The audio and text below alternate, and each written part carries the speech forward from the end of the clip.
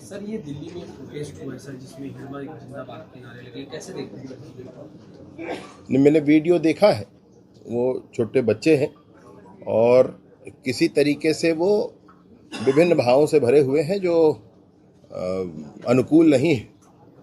और उनमें वो जो कह रहे हैं कि जनताना सरकार के माध्यम से सस्टेनेबल खेतियां होती हैं और उसमें एक माने पर्यावरण संरक्षित होता है, उन्होंने कभी देखा ही नहीं होगा, उन्होंने कभी जाना ही नहीं। मैं ज़रूर इनको कहना चाहता हूँ, बिल्कुल आप आ जाएं, एक बार मुझे सूचना कर दें, मैं सब कुछ मैनेज कर दूंगा। एक बार आकर के देख लें भाई, एक बार 25 साल के बस्तर के उस नौजवान से मिल लें जिसने पहली बार 25 साल के बाद टीवी देखा होगा। आप दिल्ली में बैठकर इस तरह की बात करके बरगला नहीं सकते किसी को। आप बस्तर के गांव में कौन सा जनताना सरकार में स्कूल, अस्पताल, आंगनबाड़ी, बिजली, पानी, सड़क कुछ नहीं था वहां पर। अभी जाकर के कुछ काम शुरू हो रहा है, अभी जाकर के कुछ काम आगे बढ़ रहा है। इस तरह से सोचना बिना जाने बिना समझे ये उचित नहीं है। और बच्चों के संदर्भ में मैं सिर्फ इतना ही कहूँगा कि वो कम उम्र के हैं, उचित भाव के साथ समाज और देश के लिए बोलना अच्छी बात है, प्रश्न करना अच्छी बात है, उसमें कहीं कोई संशय नहीं। लेकिन आप उचित चीज़ों को जानें और उसके बाद कहें तो अच्छा है। सुनी सुनाई बातों पर अगर आप कहेंगे तो उचित नहीं है। सर इसके पीछे कोई साजिश है क्या, जिस तरीके से बच्चियों को आगे करके?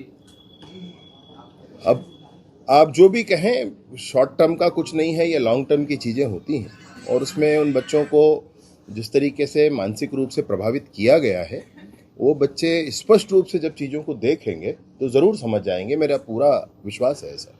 आप स्वयं अलग अलग मंचों से नक्सलवाद के खिलाफ बहुत विस्तार से बातें कहते रहे, क्या आप उन बच्चों को या जेएनयू के जो भी स्टूडेंट्स हैं उनको सभी को यहाँ आमंत्रित करेंगे, बस्तर आमंत्रित करेंगे? मैं बिल्कुल ये कहता हूँ, जो समझना चाहते हैं कि क्या था, क्या स्थिति रही, बस्तर कैसा रहा, वो ज़रूर आए, बिल्कुल संपर्क कर लें, आए, समझें एक बार बात को। और उसमें बड़ी स्पष्टता है भाई, माओवाद किसी भी तरह से उचित हो ही नहीं सकता, क्योंकि बंदूक की नली से सरकार बनती है तो बंदूक की नली से ही बात करती है। वो सरकार जो जनता से गोलियों से बात करे, वो सरकार जो जनता से तोपों से बात करे, वो सरकार माओवादी सरकार होती है। ऐसी सरकार कभी चाहिए नहीं। लोकतंत्र के हम लोग रक्षक लोग हैं। लोकतंत्र की रक्षा करना, संविधान के आधार पर देश चलाना, ये हमारा परम कर्तव्य है और इसी के लिए हम काम करते हैं। इन बच्चों को मैं ज़रूर कहना चाहता हूं कि थियानमेन स्क्वायर में क्या हुआ था एक बार ज़रूर देख लें।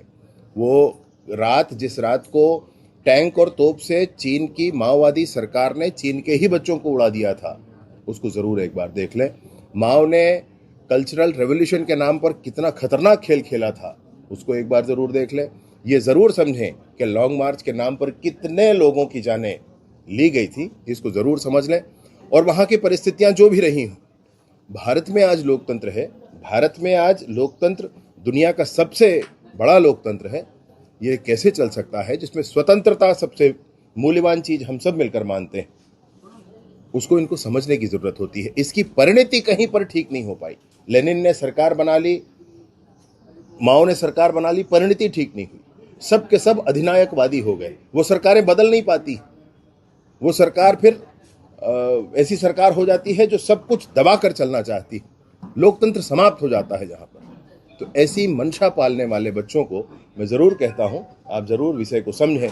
समझने के लिए हम आपका सहयोग करने के लिए तैयार हैं।